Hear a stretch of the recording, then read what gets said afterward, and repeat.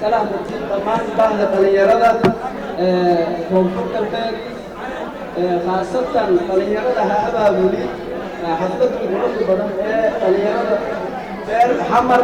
ee koonfur galbeed maansatiin eeda maansatiin intaasay ku bacda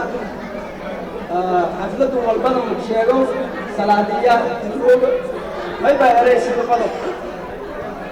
litun xidigo ka kooban yihiin intii la baadagoob yaan baahiyin koo